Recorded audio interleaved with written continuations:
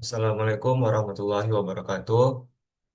Oke, kali ini saya akan mengerjakan asesmen akhir semester untuk matkul pemrograman basis data praktikum. Nah, di sini ada penugasan video dalam durasi 30 menit. Langsung aja ke soalnya. Ada 4 soal. Kita ke soal pertama dulu. Nah, untuk mempersingkat waktu, database-database ini udah saya buat dan kode-kodenya udah saya buat. Namun, beberapa akan saya jelaskan sepengetahuan saya. Nah, di soal nomor satu, sebuah toko buku online memiliki database dengan skema sebagai berikut. Nah, ada tiga anak soal untuk A, B, dan C. Kita langsung saja ke databasenya. Databasenya itu toko buku, udah saya buat di menggunakan Heidi SQL. Di sini kita bisa lihat database toko buku. Nah, untuk mengeceknya, saya juga sudah membuat query hasilnya. Untuk mengecek hasilnya di Notepad. Nah, kita tes dulu. Nah, untuk soal satu a itu tampilkan daftar nama pelanggan beserta total uang yang telah mereka belanjakan. Diurutkan dari total belanja terbesar, tampilkan hanya pelanggan yang telah berbelanja lebih dari 500.000 rupiah. Nah, di sini kita cek langsung, select di nama. Di sini udah saya buat. Nah, untuk pelanggan yang belanja lebih dari 500.000 rupiah itu ada dua orang. Yang pertama Budi Santoso dengan jumlah 1.045.000 dan Siti Aminah 650.000. Oke, untuk satu a selesai, kita lanjut ke soal dua a. Nah, di 1B. Nah, di 1B, saya diminta menampilkan 5 buku kategori fiksi yang paling laris di tahun 2023. Di sini saya pakai where untuk filter kategori fiksi dan tahun 2023 menggunakan fungsi year. Baru saya sum jumlah terjualnya. Saya urutkan yang terbanyak pakai order by dash. Dan saya batasi hanya 5 data teratas pakai limit 5. Kita ambil query-nya yang udah saya buat juga. Di ini, kita cek hasilnya. Nah, di sini ada buku Laskar Pelangi dengan total penjualan itu 7, Negeri Lima Menara ada 6, buku Bumi Manusia ada 4, dan buku Air Cinta itu ada 3. Oke, kita lanjut ke soal 1C. Nah, di 1C, saya diminta menampilkan pelanggan yang belum pernah melakukan pemesanan sama sekali. Eh, untuk ini, saya pakai left join dari tabel pelanggan ke pesanan supaya semua pelanggan tetap muncul walaupun tidak ada yang mempunyai pesanan. Pelanggan tidak punya pesanan itu nilainya akan nol. Nah, di kolom ID pesanan, jadi saya filter dengan where ID pesanan is null. Oke, kita copy paste dulu kodenya untuk mempersingkat waktu. Nah, di sini hanya nama Andi Wijaya. Berarti di sini eh, hanya Andi Wijaya yang belum pernah melakukan pemesanan sama sekali. Kita lanjut ke soal nomor 2 langsung. Oke, kita lihat soalnya. Di soal nomor 2, sebuah perusahaan memiliki database kepegawaian untuk mengelola data karyawan dan departemen. Nah, di sini ada tiga anak soal, A, B, dan C. Kita menggunakan database kepegawaian, juga udah ada saya buat di sini. Untuk dulu, kepegawaian itu di ini. Ini udah di use, bawaan dari ID. Kita ambil langsung kodenya.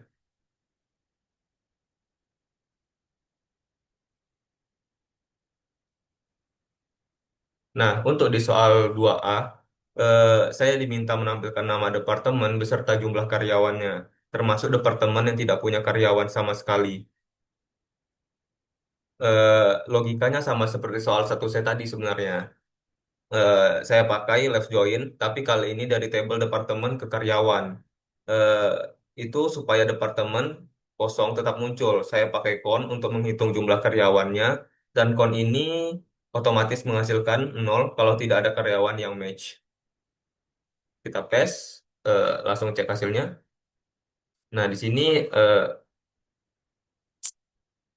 ada departemen IT, jumlah karyawannya itu ada tiga, HRD ada dua, dan finance ada satu. Nah, marketing di sini nol karyawan. Kita langsung lanjut ke soal 2B. Di poin B ini, saya diminta menemukan karyawan yang gajinya di atas rata-rata dari seluruh gaji karyawan. Saya pakai subquery, yaitu select average gaji karyawan. Saya pakai subquery dalam where untuk menghitung rata-rata gaji semua karyawan. Terlebih dahulu, baru saya bandingkan dengan gaji masing-masing karyawan. Kita ambil kodenya lagi di Notepad. Di sini kita cek hasilnya. Di sini ada Ahmad Fauzi, Nadia Putri, Sri Wahyuni, dan Farah Diba. Oke, selesai untuk 2B. Kita langsung lanjut ke 2C. Untuk di poin C ini, saya diminta menampilkan karyawan dari Departemen IT yang sedang tidak ada proyek.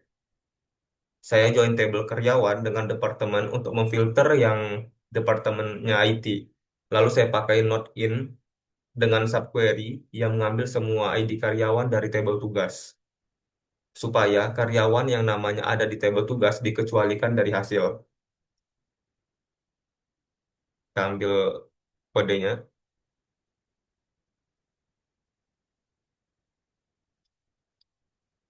kita cek hasilnya ya. Nah, berarti dari seluruh karyawan, itu hanya Rizky Ramadan yang tidak mempunyai proyek. Oke, untuk soal nomor satu dan 2 itu udah selesai, kita langsung lanjut ke soal 3. Untuk soal 3, sistem informasi akademisia untuk sebuah universitas perlu mengotomatisasi beberapa tugas rutin terkait status mahasiswa dan perhitungan nilai. Database SIA memiliki skema sebagai berikut. Nah, di sini juga saya sudah buat database-nya dan ada dua anak soal. Kita langsung lanjut. Untuk database SIA di sini dan ada 4 table.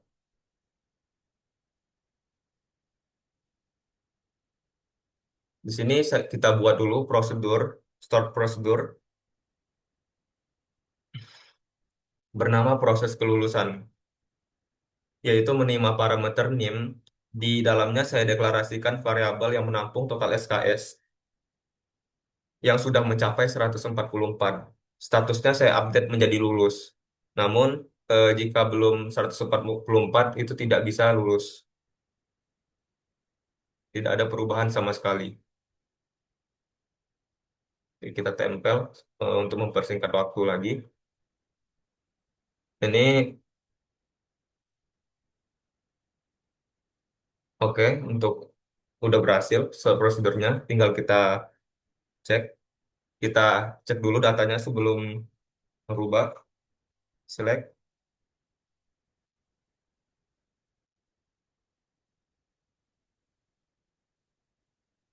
Nah, di sini ada dua mahasiswa, Fajar Nugraha 144 SKS, statusnya masih aktif, dan Melati Sari 120 SKS, statusnya juga masih aktif.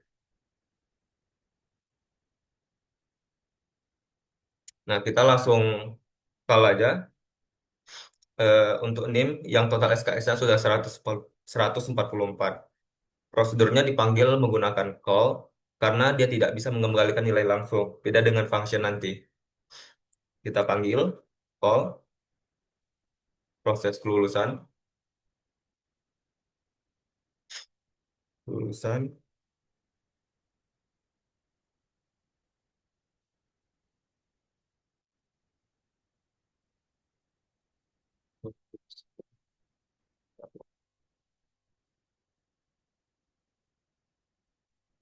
kita cek.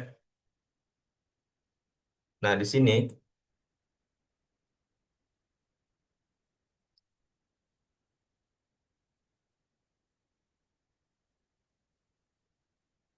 Di sini kita cek menggunakan yang total SKS-nya masih 120. Tulisannya di sini, mahasiswa dengan NIM belum memenuhi syarat kelulusan. Karena total SKS-nya masih 120 di bawah 144. Kita ganti,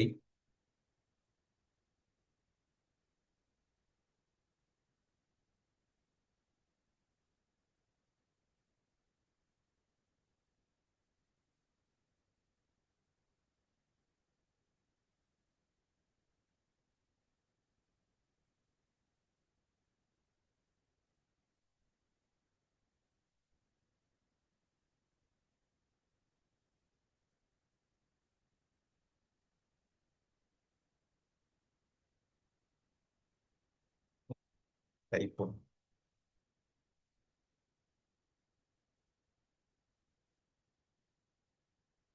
Nah, di sini de- mahasiswa dengan 144 SKS berhasil diluluskan karena 144 sudah SKS-nya. Karena dia sudah memenuhi syarat. Untuk pertama tadi, maaf saya typo, seharusnya di sini dua. Nah, untuk mengecek yang di bawah 144 SKS, kita akan cek kembali di sini.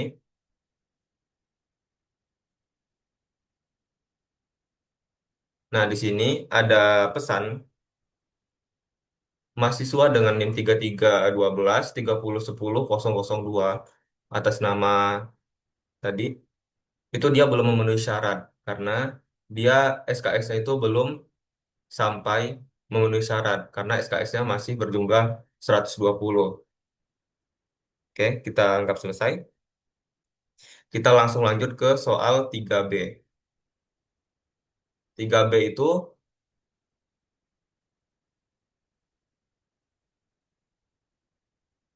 buatlah sebuah function bernama hitung IPK yang menerima NIM sebagai parameter dan mengambil return nilai indeks prestasi kumulatif IPK mahasiswa tersebut.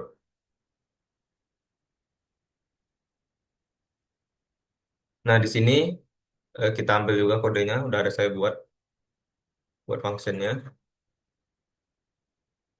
Kita tinggal copy paste saja untuk menghemat waktu.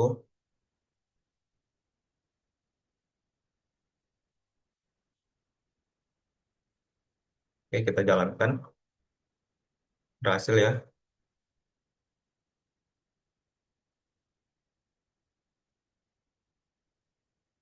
Nah, karena function mengembalikan nilai, saya panggil di dalam select, bukan pakai call. Ini hasil IPK dari dua mahasiswa tadi, sesuai dengan nilai-nilai yang mereka punya di tabel nilai. Kita cek, select, hitung IPK,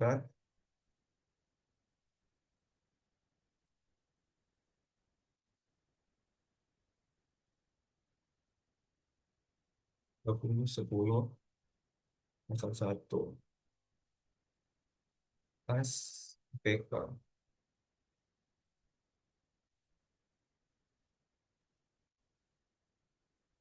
select,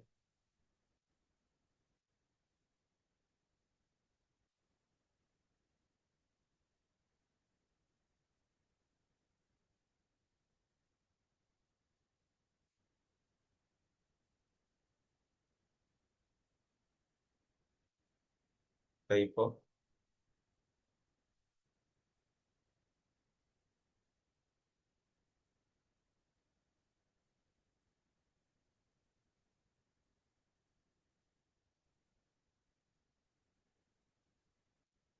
Kita cek. Nah, IPK rata-ratanya itu eh, IPK dari hasil keduanya itu adalah 3,6. Oke, kita lanjut ke soal terakhir, soal 4. Kita lihat soalnya. Sebuah sistem manajemen inventaris toko retail ingin memastikan bahwa stok barang selalu sinkron secara otomatis. Nah, di sini database-nya juga udah saya buat. Nah, pertanyaannya itu ada dua anak buah soal. Kita langsung lanjut ke 4A. Mengurangi nilai pada kolom stok di tabel produk berdasarkan jumlah barang yang terjual pada baris baru di detail penjualan. Oke, kita langsung lanjut ke database-nya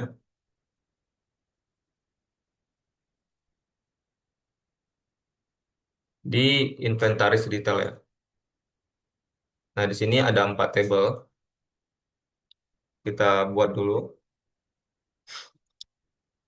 triggernya.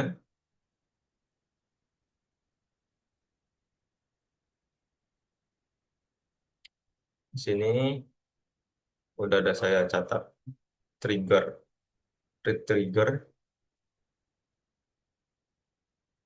sampai saja biar cepat. Nah, udah berhasil. Di sini trigger ini beda dengan prosedur prosedur dan function. Dia tidak dipanggil manual, tapi otomatis aktif sendiri setiap ada event tertentu. Saya set after insert on detail penjualan. Jadi setiap kali ada baris baru masuk ke detail penjualan, trigger ini langsung jalan di dalamnya. Saya update stok produk dikurangi sesuai jumlah yang terjual. Lalu saya cek lagi dengan insert data peringatan ke tabel log stok rendah. Ini kita cek dulu eh, detail datanya. Select.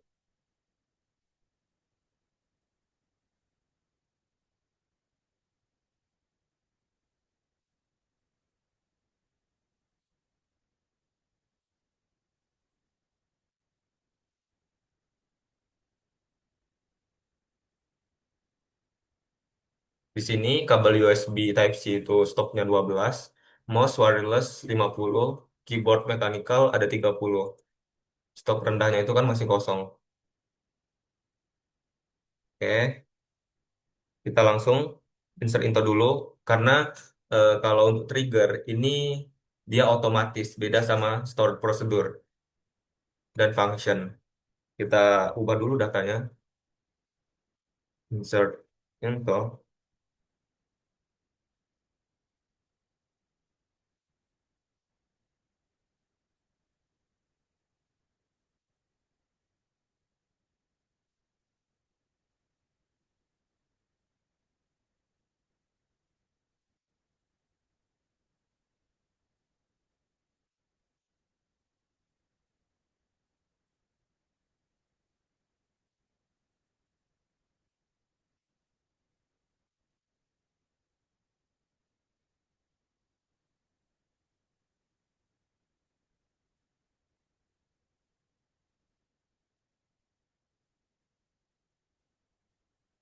Nah, kita ubah dulu datanya. Nah, berhasil. Sekarang saya simulasikan transaksi penjualan produk ID 1 terjual 5 unit. Saya hanya melakukan perintah satu insert saja. Nah, kita cek dulu, select.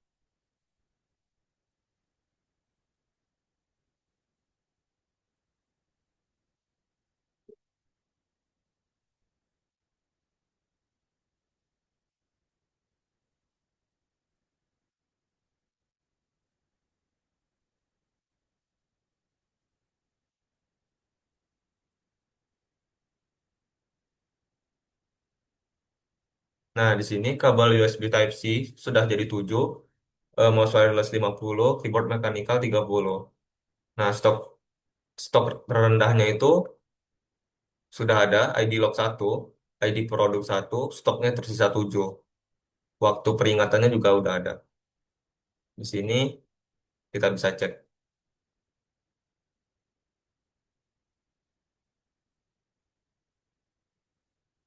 Oke, cukup sekian video praktikum AI saya. Wassalamualaikum warahmatullahi wabarakatuh. Terima kasih.